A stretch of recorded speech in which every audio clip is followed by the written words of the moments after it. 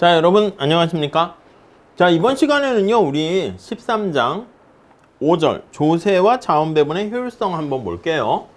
13장 5절입니다. 자, 우리 텍스를 부과하게 되면 이거는 이제 워낙 중요해서 뒤에 한 챕터로 다룰 거예요. 자원배분에 대한 효율성이 어떻게 비효율성이 발생하는 거죠? 효율성에 미치는 영향 이렇게 볼 거예요. 자, 우선 세금 내는 거 좋아하는 사람 없습니다. 그래서 거기 보니까 첫 번째 줄에 영국 중세 시대에 창문세라는 게 1696년 있었습니다. 그러니까 세금을 부과하려고 하는데 이 당시만 해도 이 조사할 만한 사람들도 부족했고 이 돈이 많고 부유하다라는 거를 뭘 기준으로 했는가라고 봤더니 창문에 유리가 많게 되면 이게 이제 가격이 비싸니까 부유하고만 이럴 수 있다고요. 오케이? 그러니까 중세시대 교회 같은 경우 보면 창문이 많고 셀로판 테이프 같이 이렇게 막 멋있게 그림이 이렇게 색깔이 있어가지고 아름다운 모습을 보이잖아. 그리고 창문이 많으면 또 이게 집이 면적이 크다 이렇게 볼 수도 있기 때문에 창문세 가지고 세금을 때렸더니 어떻게 됩니까? 그래요. 창문의 개수가 집에서 줄어드는 거야. 그러니까 안 그래도 영국은 날씨도 꾸리꾸리하고 별로 좋지도 않은데 창문이 없는 다 창문을 막아버립니다. 저거 창문 아니야? 아닙니다. 막아버리는 거야. 어둡잖아. 집안에만 있게 되니까. 그러다 보니까 어떻게 사람들이 우울해지고 뭐 등등 런던에서 그런 일이 발생해서 이 창문세를 그래서 폐지하게 되는 거죠. 아무튼 조세를 부과하게 되면 사람들의 행동에 영향을 미치게 됩니다. 자, 그 측면에서 우리가 살펴볼 건데, 자, 조세가 경제 행위에 미치는 영향 해가지고 효율성 측면에서 볼 거예요. 자, 이 효율성 측면에서 볼 때 우리가 진짜 효율성 측면에서 보는 거를 실질적인 측면에서 우리가 살펴볼 수 있고요. 그리고 419페이지 거기 가보시면 두 번째 단락 볼게요. 조세는 앞에서 본 바와 마찬가지로 실물적인 측면에서 의사결정에 영향을 미칠 뿐만 아니라 파이낸셜, 금융적인 의사결정에서도 영향을 미칩니다. 오케이? 금융적인 의사결정, 선택에도 영향을 미쳐요. 이렇게 나눠서 볼게요. 바로 위에 가보시면 자, 민간 부분 첫 번째 줄 자원배분에 관한 결정 중에서 조세상의 고려 없이 내려지는 결정은 없다 해도 과언이 아니다. 다 영향을 미치는 거죠. 자, 경제행위 그 자체를 합리적으로 수행하는 데 노력을 기울인 것보다 합리적인 의사결정을 해야죠. 경제행위를 해야 되는데 세금이 부과되면 아니 내가 합리적인 걸 떠나서 세금을 고려한 합리적인 행위를 해야 되기 때문에 거기 나와 있는 것처럼 노동 공급에 영향을 미칠 수가 있습니다. 아니 내가 일을 해서 근로소득이 많이 생겼더니 세금 폭탄이 떨어지더라. 에이 뭐 일해봤자 다 뺏기는군. 일 덜 해야지. 이럴 수 있고요. 저축에도 영향을 미칩니다. 나도 소비하고 돈 쓰고 싶어. 근데 쓰지 않고 참았어요. 그게 바로 이제 저축에다가 저축을 하게 된 건데 저축에다 세금을 때리게 되면은 저축할 요인이 줄어들죠. 요 파트는 여러분 저 뒤에 조세가 경제적 행위에 미치는 영향에서 다시 할 겁니다. 또 투자에 미치는 영향 마찬가지입니다. 내가 투자할까 했더니 뭐 텍스를 통해 가지고 투자에 대한 인센티브를 줄이게 되면 투자를 안 하게 되겠죠. 더 나가서 위험부담 행위라고 합니다.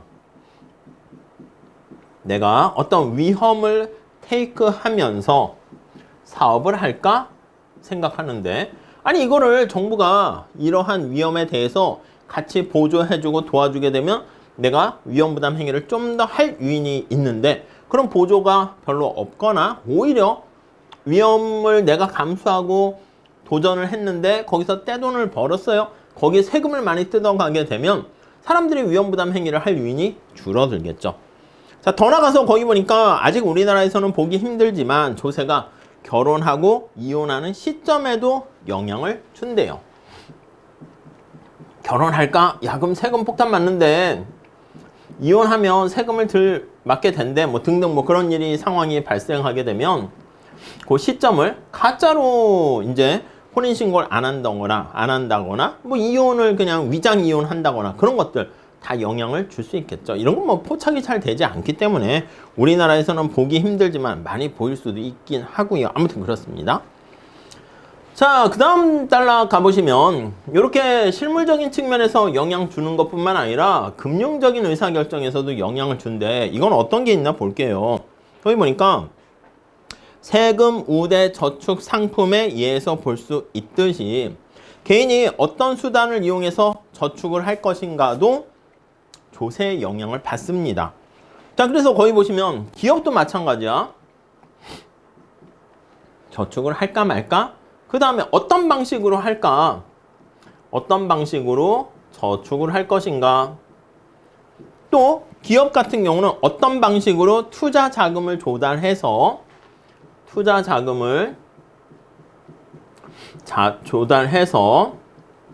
그래서 이제 돈을 벌잖아. 기업이 이윤을 획득합니다. 조달로 이윤을 얻게 되면 취득한 이윤을 이거 어떻게 나눌 것인가? 주주들에 대해서 주식회사 같은 경우는 배당을 줄 수도 있고요. 배당을 할까? 또는 그냥 기업이 현금을 갖고 있는 거야. 그걸 사내에 유보한다 이렇게 볼 수 있는데요. 자기가 키핑하고 갖고 있으면 기업이 현금을 잘 보유하는 재무 상태가 좋은 기업이면 주가가 올라가겠죠. 그래서 이런 것들은 이것도 뒤에 다시 할 건데 재무관리적 결정이라고 표시를 했습니다. 이런 것들이 재무관리적 결정. 오케이? 네, 이런 것들이 영향을 미칠 수 있다는 것이죠. 그 정도 봐주시죠. 자, 그 다음 여기서 좀 더 나가서 이거는 실질적인 그리고 금융적인 영향을 미치는데 조세를 부과하게 되면은요. 자, 지금 당장은 아닌데 내년부터 시행하겠습니다. 라고 하면요. 이걸 공표효과라고 해. 그럼 사람들이 우리 합리적인 의사결정을 하지 않습니까? 그럼 내년에 실행되더라도 지금부터 대비를 한다고요. 그래서 거기 보시면 새로운 조세가 부과되기 전에 앞으로 부과될 계획이 있다라는 공표, 발표, 어나운스먼트만으로 효과가 바로 즉시 생기는 거예요. 거기 보시면 정부가 머지않은 장래에 어떤 특정 자산의 수익에 중과세 하겠다라고 발표하면 그러면 사람들이 뭐 경쟁에서 다 그런 거 아니겠습니까? 예측 가능하면 합리적 기대를 했을 때 그걸 대비해서 자산에 대한 수요가 급격하게 감소하게 되고요. 그걸 바로 공표 효과다 이렇게 얘기합니다. 자, 그러니까 조세를 부과하게 되면 이렇게 실질적, 실물적인 측면뿐만 아니라 금융적, 공표 효과 이런 걸 통해서 효율성에 영향을 미칩니다. 그래서 거기 보시면 민간의 경제 행위에 효율성을 떨어뜨려요. 그걸 이제 교란을 시킨다라는 표현을 씁니다. distortion 이렇게 표현하는데 여기 이제 효율성을 떨어뜨린다, 비효율성이다, 비효율적이다 이렇게 표현을 생각하시면 되겠습니다. 자, 교란이라는 말 한번 볼게요. 어떤 부정적인 의미가 함축되어 있게 되는데 아니 민간은요 경제 활동을 한다 그러면 이 경제 행위가 경제 원론에서 본 것처럼 내가 사고 팔고 저축하고 말고 결혼하고 이혼하고 등등 이런 것들은 기본적으로는 자발적인 선택을 하는 게 제일 좋습니다. 자발적인 경우가 가장 효용이 높아지고 후생이 극대된다고요. 오케이? 근데 정부의 이런 개입이 교란을 일으킨다라는 것은 나의 자발적인 행동에 영향을 미친다는 겁니다. 자, 그래서 맨 마지막 제출에 보시면 민간이 외부의 간섭을 받지 않고 자유롭게 의사결정할 때가 가장 효율적이다 이렇게 얘기할 수 있는데 의사결정의 자발적인 선택을 왜곡시킵니다. 그래서 효율성이 떨어지게 되고요. 그래서 이런 효율성이 떨어지는 것을 조세가 경제에 교란을 일으킨다 이렇게 보시면 되겠습니다. 자, 근데 두 번째 단락에 보시면 조세가 언제나 효율성을 저하시키는 것은 아니다 이렇게 볼 수가 있어요. 자, 다시 세금을 때리면 어떤 경제적인 선택에 영향을 줘서 효율성을 떨어뜨리는 게 일반적입니다. 근데 오히려 효율성을 떨어뜨리지 않고요, 아무런 영향이 없는 경우가 있어요. 그걸 우리가 경제학에서 중립적이라는 표현을 많이 쓰죠. 중립세라는 표현을 사용합니다. 아무런 영향 없어 이렇게. 아니면요, 그 다음 페이지에 가보시면 교정과세, 커렉티브 해가지고 망가진 거를 치유하는 겁니다. 우리가 외부성 같은 경우에 환경오염 같은 것들 행동을요 좀 뭔가 바람직하게 교정시킨다는 거죠. 그래서 교정과세 이렇게 부과하기도 합니다. 오케이? 네, 이렇게요. 자, 우선 중립세는요 영향이 없다는 것이고, 요거는 이제 교란을 일으킨다는 것은 마이너스 영향을 미친다는 건데, 중립세는 영향이 없어. 경제활동에 영향이 없어 이 뜻이고요. 교정과세는요 오히려 이로운 플러스 영향을 미친다는 거야, 조세가. 오케이? 네, 한번 살짝 봅시다. 자, 우선 중립세 한번 볼게요. 자, 첫 번째 줄 보시죠. 중립세 중간에 있죠. 민간 부분의 경제행위에 전혀 교란을 일으키지 않는 조세가 예외적으로 있는데, 그거를요 럼썸 텍스라는 표현을 써요. 럼썸 텍스. 자, 이걸 중립세라고 번역을 해요. 퉁 쳐서 나타내는 그런 조세를 나타내는 건데, 자, 자신의 경제 행위를 어떻게 바꾸려고 하더라도 조세 부담에 아무런 변화가 없는 거야. 그러니까 이게 세금 폭탄이 떨어졌는데, 내가 나름대로 경제적인 활동, 행위를 바꿔가지고 세금을 피하고 줄이려고 하는데 소용없어. 그러니까 느낌이 이런 거야. 아무리 내가 뭐뭐 해도 피할 수 없어. 소용없어. 이런 거죠. 그래서 거기 보시면 무관하게라는 표현 있죠. 첫 번째 달랑 마지막 제줄에 어떤 조세가 중립세가 되기 위해서는 사람들이 내린 의사결정과 무관하게, 네, 이렇게 보시면 되겠습니다. 자, 예를 들어 볼까요? 자, 소득세의 경우 납세자가 얼마나 근로소득 같은 경우는 노동을 할까 말까 노동 공급에 영향을 미치고요. 저축에 대해서 이자 소득세를 부과하면 내가 저축할까 말까 영향을 미치고요. 뭐 보통은 현실에서 그렇죠. 물품세가 부과되면 사람들이 물건 사잖아. 그 물건 구입하게 되면 세금을 내는 거니까 사는 거를 멈춤 주저하게 되는 걸 알 수 있습니다. 그래서 이런 게 현실에서는 별로 없습니다. 그나마 얘기하는 게 여러분 인두세가 예라고 할 수 있는데, 인두가 이제 사람 머리에 세금을 때리는 거잖아요. 예전에 이제 군대 가기 싫어가지고 어떤 사람은 총을 쏠 줄 알아야 되는데 이 손가락을, 검지손가락을 잘라버리는 거야. 그럼 이걸로 쏘면 되잖아. 이거 자르고 다 잘라. 그럼 막 손을 다 자르면 군대 안 가겠네. 야, 왼손으로 쏘면 되잖아. 그럼 어떻게 해? 내가 막 손가락을 다 자르고 막, 예를 드는 겁니다. 너무 무서워하지 마시고 죄송한데, 아무튼 그런데 피할 수 있다고, 피하려고 하면. 근데 사람 머리에 세금 때리면 어떻게 됩니까? 자, 머리가 있으면 세금 부과합니다. 이 머리 뭐 이렇게 싹둑 잘라가지고 어떻게 피할 수 없잖아. 그러니까 인두세 같은 게 그나마 무관하게 어떤 피할 수 없는 그러한 조세라 할 수 있는데, 맨 마지막 제줄에 한번 볼게요. 인두세도 어떤 특정한 한 시점에서 보면 중립세를 할 수 있습니다. 내가 이미 태어났는데 내 머리에다 세금을 떼었다. 우리 각주에 보면 조선시대 모든 양인은 군역의 의무를 지게 되는데, 전기에는 장정 1인당 사람 1명당 자, 매년 군포 2피를 납부해라. 국가에 바쳐라. 그럼 대신 군역을 면제해 주겠다. 너 몸으로 떼올래? 아니면 여기 나와 있는 다른 대체 수단을 사용할래? 그렇게 하는 방법이 있었다고요. 피할 수가 없는 거지. 자, 그런 게 이제 사실 어떻게 보면 인두세인데요. 자, 다음 페이지 가보시면 두 번째 줄에 어떤 한 시점 또는 단기적으로 봤을 때는 피할 수 없지만 장기적으로 보면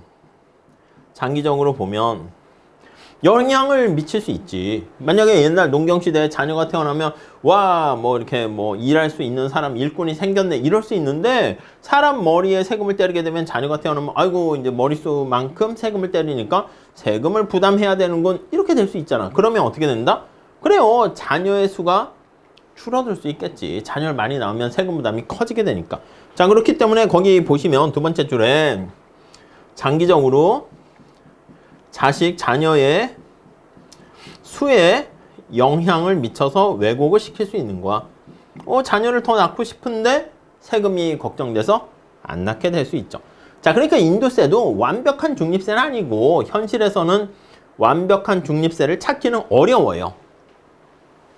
자, 그래서 우리 어떻게 얘기하냐면 인도세와 관련해서 이론상 이렇게 완벽한 건 찾기 어렵기 때문에 그래서 우리가 이제 약간 완화를 시킵니다. 개념을. 완화된 광의에 완화된 인도세.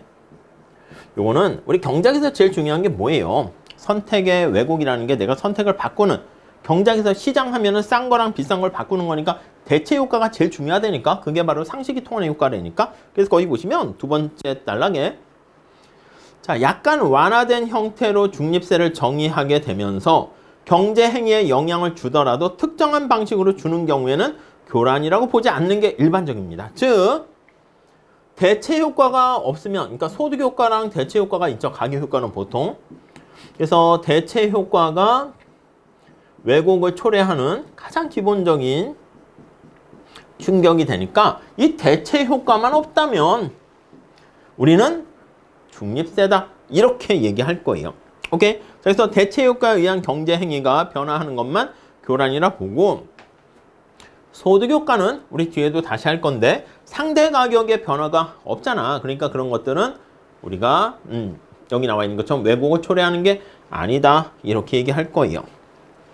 자, 다음 세 번째 단락 보시면 민가 부분의 경제 행위의 교란을 일으키는 조세는 자원 배분의 비효율성을 유발하게 되는데 비효율성의 정도가 얼마나 될 것인가? 자, 다시.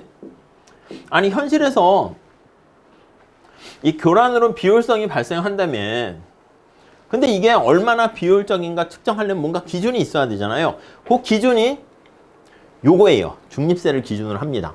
아니, 내가 시험을 90점 받았어. 잘 본 거예요? 못 본 거예요? 잘 봤네요? 아니죠. 1000점 만점이야. 그럼 90점이면 못 본 거잖아. 그러니까 얘를 기준으로 해가지고 현실의 상태가 얼마나 왜곡되어 있고 비효율적인지 그거를 우리가 판단할 때 중립세를 뭐 어떻게 보면 가상적인 이론상의 얘기지만 중립세를 상정해서 얘기를 하게 됩니다. 이건 뒤에 다시 할 겁니다. 그래서 밑에서 두 번째 줄 보시면 어떤 조세가 비효율성을 유발하고 있다면 중립세로 대체했을 때 후생이 얼마나 증가하게 되는가 그 정도 차이를 가지고 비효율성의 정도다라고 얘기할 거예요. 자, 그 다음에 교정과세 이렇게 나와 있어요. 자, 조세가 첫 번째 줄에 민간 부분 행위에 언제나 네거티브한 충격만 주는 건 아닙니다. 이렇게 이로운 충격을 줄 수가 있습니다. 그래서 긍정적인 방향으로 영향을 줄 수가 있는데 자, 그러한 조세를 교정과세 이렇게 얘기하고요. 그래서 요거는 시장 거기 나와 있듯이 실패를 치유하는 조세다. 이렇게 보시면 되겠습니다. 자, 교정과세의 대표적인 건 뭐가 있습니까? 하면요. 예를 들면 환경세가 있습니다. 피구세라고 하죠. 자, 외부성으로 인해서 환경오염이 발생했을 때 정부가 이런 텍스를 부과해서요. 개별 경제 주체들인 특히 기업의 행동을 바람직한 수준으로 교정시키는 거야. 그러니까 이건 오히려 사회 전체적으로 봤을 때는 네거티브한 게 아니라 좋은 거다라는 걸 알 수 있겠죠. 자, 다음 페이지 가보시면 국민으로 하여금 또 에너지 절약 이거 필요하잖아. 그러니까 에너지세 자, 에너지 낭비하면 안 됩니다 하면서 이렇게 부과하면 에너지 낭비를 좀 줄일 수가 있겠죠. 에너지 소비 절약을 기본적으로. 근데 여러분 이런 것들이 다 사람들의 어떻게 보면은 선택을 교정하는 거지만 내가 알아서 할 건데 왜 자꾸 정부가 간섭해? 이렇게 돼서 요거는 전부 다 소비자 주권과는 충돌되게 됩니다. 소비자 주권과 충돌 된다라는 거 알 수가 있겠네요. 오케이? 자, 그 얘기가 두 번째 단락에 이렇게 나와 있으니까 보시면 될 것 같고요. 넓은 의미에서 교정 과세는 사람들의 행동을 긍정적인 방향으로 교정하는 겁니다. 유도하는 겁니다. 자, 그래서 거기 보니까 죄악세라고 나와 있네요. 술이나 신텍스라고 합니다. 죄악세. 술이나 담배 같은 거. 이것도 이제 소비자 주권과 충돌하겠지. 아, 내가 담배 피고 내가 술 먹겠다는데 왜 간섭이야? 자유를 억압하는 측면이 있긴 하지만 정부가 봤을 때 야, 네가 몰라서 그렇지 하면서 온정적 간섭주의, 부모와 같은 마음으로 간섭을 하게 됩니다. 자, 그래서 거기 보시면 합리적인 사람은 건강에 좋지 않은 것을 스스로 절제하게 되는데 모든 사람이 그렇게 절제력이 있거나 합리적이지 않을 수 있단 말입니다. 그래서 정부가 도와준다는 의미에서 온정적 간섭주의에 기초해서 이렇게 온정적 간섭주의 앞에 그냥 간섭이라 하면 안 됩니다.